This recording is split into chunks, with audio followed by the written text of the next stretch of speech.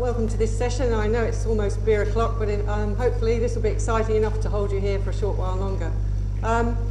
What I really just want to talk about is a website that has started maybe 3 or 4 years ago, so it's still relatively new. Some of you may know of it. Is there anyone who has heard of it? Put their hands up. Yep, there is somebody here. Fantastic, I've got one fan. Okay. But as we know, soils are on the national agenda, as you can see here, and as maybe you heard last year.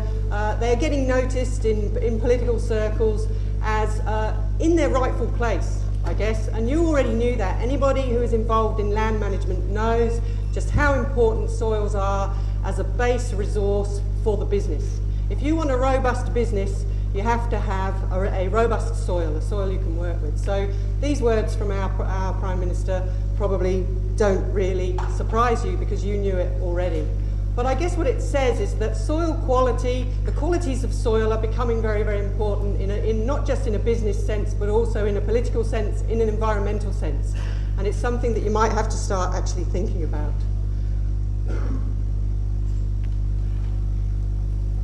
So this National Soil Quality website was started back in 2010, and it comes from out of Western Australia.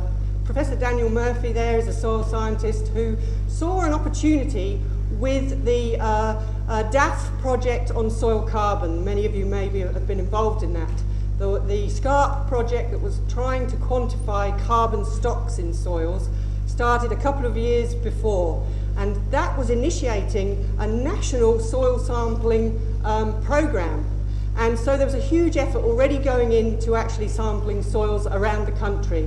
And Daniel thought it's a waste to use all that money and human resource and not get more measurements than just the carbon. And so we thought, can we measure some other things too? And so that's when he said, I'm going to pull on board people from every state, people who are kind of soil quality champions, you know, people like me who get excited about the dirt, and get them to try and take that sort of message out there about how important soil quality is, and how important it is not just for environmental reasons or because Julia Gillard started talking about it, but because for our profitable businesses, our base resource soil should really be on our agenda. And it's been great to see people talking about soil sampling and talking about nutrients in soil, because I know that there's still a lot of intuitive management goes on, and perhaps if they did get a little bit more soil knowledge, maybe people could raise their game even further. So this was the effort that went in. It was a huge effort in terms of sampling. It was very organised, very calibrated. Lots of discussion went on about how to do the soil samples. So the information coming out of the DAF project and the soil samples were ones we could rely on, reliable information. Didn't Rob Norton mention that in his talk? Reliable data. So to get a website that you're going to have confidence in and want to use, we have to have reliable data, so we have to kind of benchmark very carefully. So up there you can read some of the aims of the project that Dan put together, and I guess this is my words. I've tried to pull together some of the things that I think are really important in terms of this project. The first one up there is it pulls information into an accessible place. And just now someone was actually saying, what website's this, Annie? And they typed in soilquality.org into Google and boom, up it comes. So it shows you that internationally it's a very, very new initiative, because there are not many other people out there with a website with that kind of name or even a similar name. So it's very, very important, and I think it will be accessible to the new generation of people. And it's actually accessible to people as old as me, because I'm technologically, I was telling someone, I'm fairly incompetent, but I'll show you in a minute that I can even navigate this website, okay? Don't ask me really technical questions about it, but I can do the simple stuff and get answers, which is what I want to do. It provides a source of independent and expert opinion, and I'll show you a sort of mind-boggling diagram in a minute of how that expert opinion was actually pulled together. GRDC were funding this, Grain Growers Levies were actually funding this initiative, and what they did was they paid for groups of people, stakeholders from all NRM boards, from ag departments, from universities, from other organisations to get together and to argue about what are the best What are the best indicators of soil quality? What are the parameters we should actually use? What are the values that tell us we've got a quality soil? And you can imagine how difficult that is, because if I asked any one of you what soil quality is, it would be a totally different answer depending on your experience and where you come from.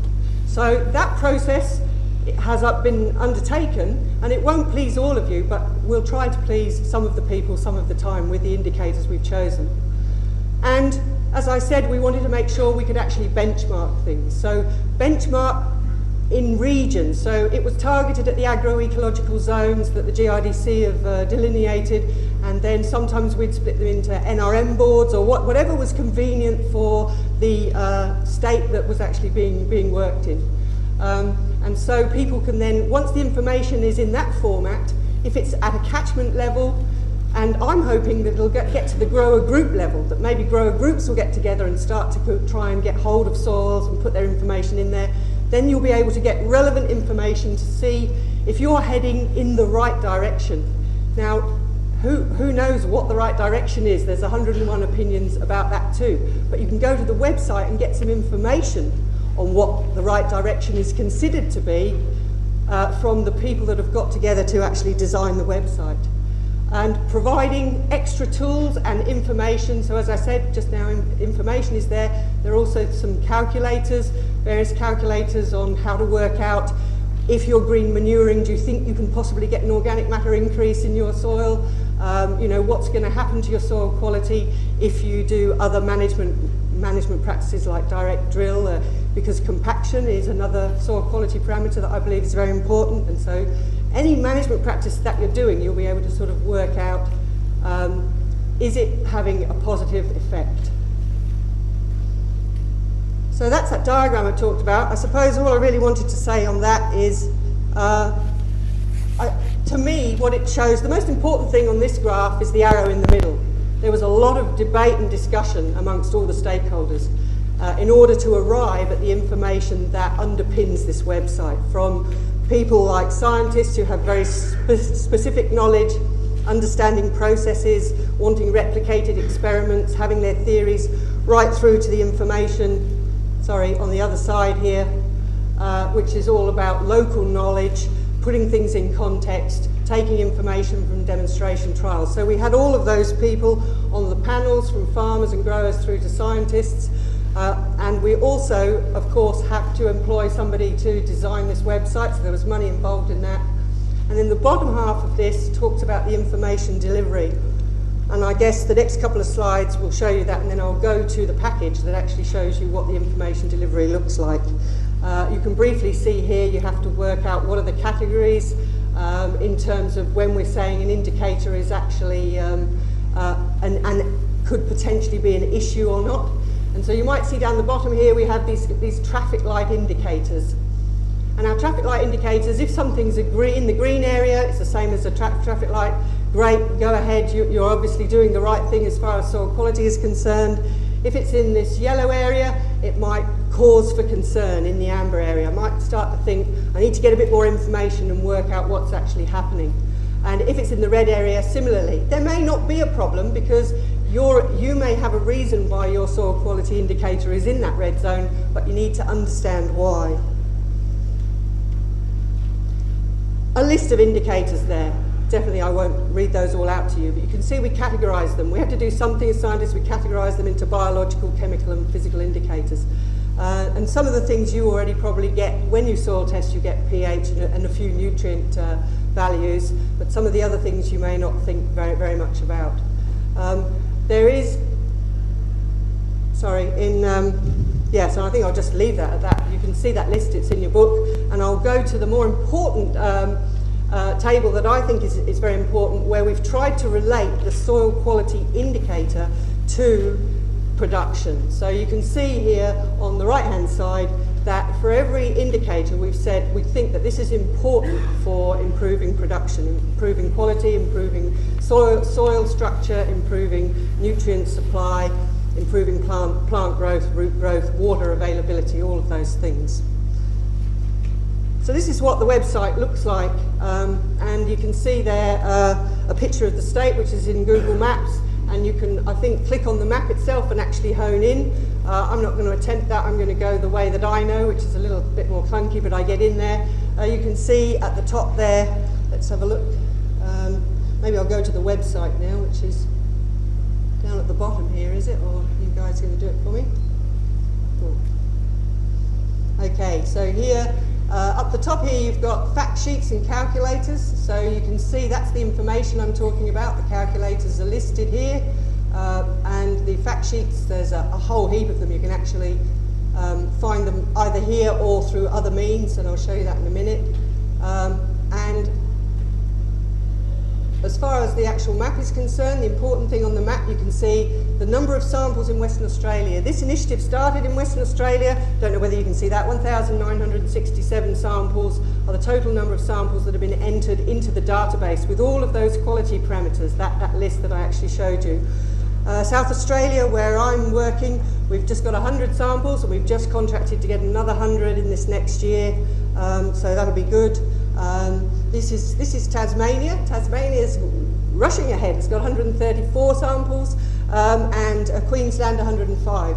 You'll notice the absence of Victoria and New South Wales, and they are coming, and I've got a bit of a slide at the end that I'll show you on my PowerPoint that explains where we're at in Victoria. This was partly to do with trying to negotiate the use of samples from the DAF project, and I think some people more readily shared than others, and it happened to be Victoria and New South Wales that had perhaps more process involved in sharing them, and that's all I can say. But you will be getting data. I know that my lab has been processing data for your soils already on phosphorus, so I know that the data will be there, and it should be uploaded very, very shortly, I think, in the next couple of months. And as you go down, you can see that you could go into it on a state basis, and this is where I'm going to go. Okay, I'm going to show you two things because I don't want to spend ages on this. I know that many of you can Google and look this up yourself and have a go. But I'd just like to show you how to navigate in and maybe see one or two parameters, and then I'd like to show you what I think is the most exciting bit about it, which I think is down here under the compare your data. Because my aim is that, say, when I'm long retired, this is going to be an iconic piece of information that has been built up over the next 10 years or so that will have a fantastic database of soils in South Australia, soil quality for grain production, and you will then be able to, every time you go to Instec Pivot or somewhere like that and have a soil test, you will be able to actually put in your own data and say, I want to compare this with my catchment, with my local area, and you won't need to do all of those parameters on that list at that point. To start with, to benchmark the site, you've got to do all the parameters, but not once. I think eventually it will be a user thing where you can just put an individual piece of information in. How am I going for time? 5 minutes, is it? 1 minute. 1 minute, yeah. So let me just show you briefly then something in the South Australian information. I'll just show you the overview. I won't show you the compare because I don't have time. But with the compare, Sam Kleeman already did a very nice introduction to box plots, and so I don't know if you were in his talk, but basically when you compare, your information comes up in a box plot fashion and you can compare. So here you have your traffic light overview of Eyre Peninsula. So let's say we're looking at the 46 samples that were taken in the lower Eyre Peninsula, and if you go down to the bottom here, maybe we can look for, it should be, let's have a look at, where's overview? Here, yeah. Let's have a look at the biological indicators, for example. Maybe the carbon. And the sort of output you'll get will be this, which is showing in categories from very low organic carbon up to what's considered reasonable. And this is split into different soil types because carbon is different in different soil types. So you can see that on the sandy soils, most of the people are running on organic carbons that, as far as those critical values and experts are concerned, are in the green. But some of the guys on the clay soils are down at values that are considered a little bit of a worry and could potentially, they could actually increase them. So that's the kind of information that's on there. So if anybody else wants to have a look at the website later, over the drinks or anything, I'm happy to bring it up on my computer and talk to people about it. Okay, and could I pull up the slide about Victoria? Just very briefly, just pop it up on there and people will see where we're at. It's the last slide on the PowerPoint.